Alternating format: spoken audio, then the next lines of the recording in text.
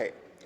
प्रिय छात्रों, बोर्ड परीक्षा नोट्स के अंतर्गत अलंकार प्रकरण में शब्दालंकार में अनुप्रास, यमक तथा श्लेष अलंकार, अर्थालंकार में उपमा अलंकार, रूपक अलंकार, उत्प्रेक्षा अलंकार, भ्रांतिमान अलंकार तथा संदेह अलंकार को आपको पढ़ाया गया, समझाया गया, उसके नोट्स आपको दिए गए। अब अर्थालंकार के बचे हुए शेष 4 अलंकार अनन्वय, प्रतीप, दृष्टांत तथा अतिशयोक्ति अलंकार को हम लोग पढ़ेंगे, समझेंगे और इसके क्लास नोट्स बनाएंगे। इसी के अनुरूप हम अपनी बोर्ड परीक्षा में इन प्रश्नों का उत्तर देंगे, जिससे हमें अच्छा अंक प्राप्त हो सके। तो चलते हैं हम अपने अनन्वय अलंकार की तरफ। अनन्वय अलंकार, सबसे पहले हम अनन्वय अलंकार की परिभाषा समझ लेते हैं। तो प्रिय छात्रों, जहाँ उपयुक्त उपमान के अभाव के कारण उपमेय ही उपमान का स्थान ले लेता है, वहाँ अनन्वय अलंकार होता है। जहाँ पर उपयुक्त उपमान के कारण उपमेय को ही उपमान बना दिया जाए, जैसे राम की तुलना हमें किसी से करनी है तो राम के उपयुक्त हमें उपमान ना मिले तो राम को ही हम उपमान बना दें। सीता के समान कोई सुंदर ना दिखे तो हम सीता को ही उपमान बना दें। जहाँ उपमेय ही उपमान का रूप ले लेता है, वहाँ पर अनन्वय अलंकार है। बहुत ही सुंदर अलंकार है और बहुत ही सुंदर इसका उदाहरण भी है। उदाहरण से आप लोग समझ जाओगे कि राम से राम सिया सिया सिर मोर बिरंच विचारी संवारे। तुलसीदास जी को जब राम से उपमा देने के लिए और कोई चरित्र नहीं मिला तो उन्होंने कह दिया कि राम ऐसे हैं जैसे राम, सीता कैसी हैं जैसी कि सीता, सिया सी सिया। यहाँ पर उपमेय के लिए उपमान कोई नहीं मिला तो उपमेय को ही उपमान बना दिया। और जहाँ पर ऐसा होता है कि उपमेय को ही उपमान बना दिया जाए, वहाँ पर अनन्वय अलंकार होता है। जैसे दूसरा उदाहरण देखें, जग सम जग ससि ससि समाना, तुम सम तुम उपमा नहीं आना। संसार की उपमा करने के लिए यहाँ पर कवि को कोई दूसरा नहीं मिला तो संसार की उपमा उन्होंने संसार से ही कर दी। चंद्रमा की उपमा उन्होंने चंद्रमा से ही कर दिया और तुम्हारी उपमा तुम जैसा ही कह दिया कि जग सम जग ससि ससि ही समाना, तुम सम तुम उपमा नहीं आना। तुम्हारे समान और कोई उपमा मुझे अब समझ में नहीं आ रही है, इसलिए तुम ही उपमेय हो और तुम ही उपमान हो। तो प्रिय छात्रों, इसका स्पष्टीकरण भी देख लेते हैं। जैसा समझाया यही स्पष्टीकरण हमें लिख देना है। उपर्युक्त उदाहरण का में राम से राम सिया से सिया में राम और सीता ही उपमान है और राम और सीता ही उपमेय है, अतः यहाँ पर अनन्वय अलंकार है। इसी प्रकार से उदाहरण खा में हम देखें तो संसार संसार के ही समान, जग सम जग संसार संसार के समान, तुम तुम्हारे ही समान हो। और एक चीज यहाँ पर छूट रहा है, ससि ससि ही समाना, चंद्रमा चंद्रमा के ही समान है, जिसकी कोई अन्य उपमा नहीं हो सकती, अतः यहाँ पर अनन्वय अलंकार है। इस प्रकार से बहुत ही सुंदर अलंकार है अनन्वय अलंकार। इसकी परिभाषा कि जहाँ पर उपयुक्त उपमेय उपमान के अभाव में उपमेय को ही उपमान बना दिया जाए, वहाँ पर अनन्वय अलंकार होता है। जैसे राम से राम सिया से सिया सिर मोर बिरंच विचारी संवारे, या जग सम जग ससि ससि समाना, तुम सम तुम उपमा नहीं आना। तो प्रिय छात्रों, ये उपमा अनन्वय अलंकार की परिभाषा, उदाहरण और स्पष्टीकरण था। अब हम चलते हैं अगले अलंकार की तरफ। अगला अलंकार है, 7वां अलंकार है प्रतीप अलंकार। इसकी परिभाषा, प्रतीप का अर्थ है उल्टा या विपरीत। तो जहां उपमेय का कथन उपमान के रूप में और उपमान का उपमेय के रूप में किया जाता है वहां प्रतीप अलंकार होता है। प्रिय छात्रों, प्रतीप का अर्थ होता है उल्टा या विपरीत। तो जहां पर प्रसिद्ध उपमेय को उपमान बना दिया जाए और उपमान को उपमेय बना दिया जाए वहां पर प्रतीप अलंकार होता है। जैसे अगर हम इसका उदाहरण देखें तो उतरी नहाए जमुन जल जो शरीर सम श्याम। रामचंद्र जी यमुना के जल में नहाए, तो यमुना का जल स्वयं श्याम है।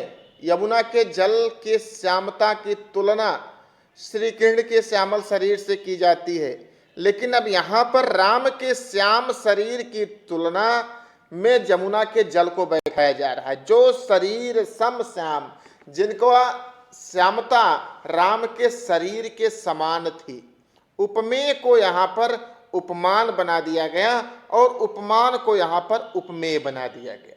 इसी प्रकार दूसरा उदाहरण देखें, देत मुकुति सुंदर हरसी सुनि परताप उदार है तेरी तलवार सी कालिंदी की धार।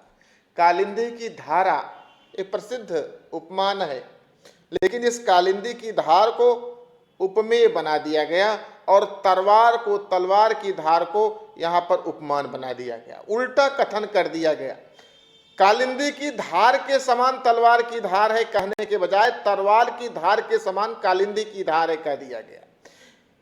जमुना के जल के समान राम का शरीर श्याम है कहने के बजाय कह दिया गया कि राम के श्याम शरीर के समान यमुना भी श्याम वर्ण की है। उल्टा कथन यहां पर किया जा रहा है।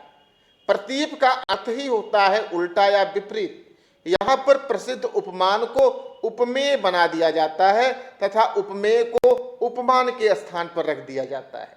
उतरी नहाए जमुन जल जो शरीर सम श्याम। राम यमुना के जल में नहाए और यमुना का जल कैसा था? राम के शरीर के समान श्याम वर्ण का था।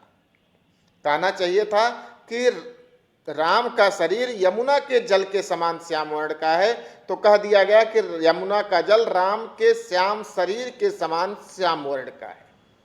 तो इसका स्पष्टीकरण भी आप लोग इसी रूप में लिख सकते हैं कि उपर्युक्त उदाहरण का में प्रसिद्ध उपमेय राम के शरीर की श्यामता को उपमान बताया गया है, अतः यहाँ पर प्रतीप अलंकार है। इसी प्रकार उदाहरण खा में प्रसिद्ध उपमेय तलवार की धार को उपमान कालिंदी की तेज धार बता दिया गया है या तुलना की गई है, अतः यहाँ पर प्रतीप अलंकार है।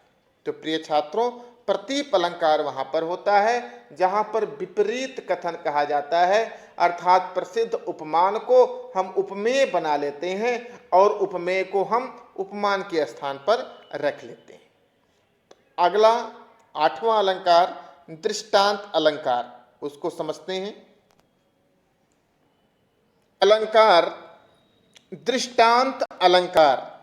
प्रिय छात्रों, सबसे पहले इसकी परिभाषा हम लिख लेते हैं, समझ लेते हैं कि जहां उपमेय व उपमान के साधारण धर्म में भिन्नता होते हुए भी बिंब प्रतिबिंब भाव से कथन किया जाता है वहां दृष्टांत अलंकार होता है। ध्यान से समझिएगा, उपमेय और उपमान के साधारण धर्म में भिन्नता हो, लेकिन ऐसा लगे कि एक दूसरे के वह बिंब प्रतिबिंब हैं। जो पहली लाइन में कहा जा रहा है ऐसा लगे कि दूसरी लाइन उसका प्रतिबिंब मात्र है। तो जहां पर उपमेय और उपमान के साधारण धर्म में यद्यपि भिन्नता है, यद्यपि वे समान नहीं है, लेकिन कथन ऐसा कहा जाए कि जैसा लगे कि आगे वाला कथन ऊपर वाले कथन का प्रतिबिंब है। जैसे हम उदाहरण देखें, उदाहरण से हम समझ जाएंगे कि दुसह दुराज प्रजान को क्यों न बढ़े दुख द्वंद। अधिक अंधेरो जग करत मिली मावस रवि चंद। बहुत ही अच्छा उदाहरण है। दुराज प्रजान को, जो बुरा राज्य होता है, जो दुस्सह होता है, असहनीय होता है, इन राज्य में प्रजा के दुख और द्वंद्व क्यों ना बढ़ जाएं। जिस प्रकार से अमावस की तिथि को सूर्य और चंद्रमा एक ही रेखा में आ जाने के कारण संसार में अधिक अंधेरा व्याप्त हो जाता है, तो इस कथन से ऐसा लग रहा है कि जैसे ऊपर जो कथन कहा गया कि दुस्सह दुराज प्रजान को क्यों न बढ़े दुख द्वंद्व, उसी का नीचे प्रतिबिंब भाव दिया जा रहा है कि अधिक अंधेरो जग करत मिली मावस रविचंद। समझाया जा रहा है उदाहरण देकर, एक प्रतिबिंब भाव है कि जिस प्रकार से अमावस के दिन रवि और चंद एक साथ मिलकर अधिक अंधेरा कर देते हैं, उसी प्रकार से दुस्सह दुराज प्रजान को, दुराज पूरा राज्य हो जाए तो दुस्सह हो जाता है, कठिन हो जाता है और इसमें प्रजा के दुख और द्वंद्व बढ़ जाते हैं। तो आप इसका स्पष्टीकरण लिख सकते हो कि उपयुक्त उदाहरण की प्रथम पंक्ति में उपमेय वाक्य है और दूसरी पंक्ति में उपमान वाक्य है। यहाँ प्रथम पंक्ति के कथन का प्रतिबिंब द्वितीय पंक्ति में झलकता है, अतः यहाँ पर दृष्टांत अलंकार है। तो प्रिय छात्रों, इसकी परिभाषा, जहाँ उपमेय व उपमान के साधारण धर्म में भिन्नता होते हुए भी बिंब प्रतिबिंब भाव से कथन किया जाता है, वहाँ दृष्टांत अलंकार होता है। उदाहरण के लिए, दुस्सह दुराज प्रजान को क्यों न बढ़े दुख द्वंद्व, अधिक अंधेरो जग करत मिली मावस रविचंद। और आप इसका स्पष्टीकरण दे सकते हो कि उपयुक्त उदाहरण में प्रथम पंक्ति उपमेय वाक्य है तथा दूसरी पंक्ति उपमान वाक्य है। यहाँ प्रथम पंक्ति के कथन का प्रतिबिंब द्वितीय पंक्ति में झलकता है, अतः यहाँ पर दृष्टांत अलंकार है।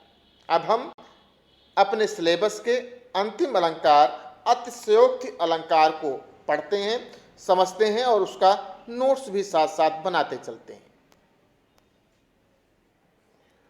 अतिशयोक्ति अलंकार, प्रिय छात्रों, बहुत ही प्रसिद्ध अलंकार है। काफी पहले से आप इसको पढ़ते आए हो, आप इससे परिचित हो, तो परिभाषा भी आप आसानी से इसकी लिख सकते हो कि जहां किसी विषय वस्तु का बढ़ा चढ़ाकर वर्णन किया जाता है, वहां अतिशयोक्ति अलंकार होता है। जब कवि किसी विषय वस्तु को बढ़ा चढ़ाकर वर्णन करता है, जो होती नहीं उसके अतिरिक्त और बढ़ा के वर्णन करता है, तो वहां पर अतिशयोक्ति अलंकार होता है। कवि अपनी कल्पना के चमत्कार से प्रायः विषय वस्तु के लोक प्रचलित प्रसिद्ध रूप को विस्तृत, व्यापक तथा अतिशय रूप में प्रस्तुत कर देता है। इस प्रकार लोक मर्यादा का अतिक्रमण करने वाली उक्ति ही अतिशयोक्ति कही जाती है। उदाहरण के लिए बहुत ही प्रसिद्ध, बहुत ही सरल उदाहरण हमने आप लोगों के लिया है कि हनुमान की पूंछ में लगन न पाई आग, लंका सिगरी जल गई, गए निशाचर भाग। स्पष्टीकरण भी आप आसानी से लिख सकते हो इस उदाहरण का कि इस उदाहरण में हनुमान की पूंछ में अभी आग लगी भी नहीं थी, तब तक सारी लंका जल गई और राक्षस गण भाग गए। यहाँ लंका जलने की बात अतिरंजित रूप से कही गई है, अतः यहाँ पर अतिशयोक्ति अलंकार है। तो प्रिय छात्रों, इस प्रकार से हमने आपको 3 अलंकार शब्दालंकार के और 9 अलंकार अर्थालंकार के कुल 12 अलंकारों को 3 वीडियो के माध्यम से हमने आपको पढ़ाया। यह नोट्स के रूप में था। आपको इसका नोट्स बनाना चाहिए, जिससे आपकी आने वाली बोर्ड परीक्षा में आप इसी रूप में लिखकर अच्छे अंक प्राप्त कर सको। प्रिय छात्रों, आपको यह वीडियो कैसी लगी, इसके बारे में आप हमें कमेंट अवश्य कीजिएगा और वीडियो को लाइक भी अवश्य कीजिएगा। धन्यवाद।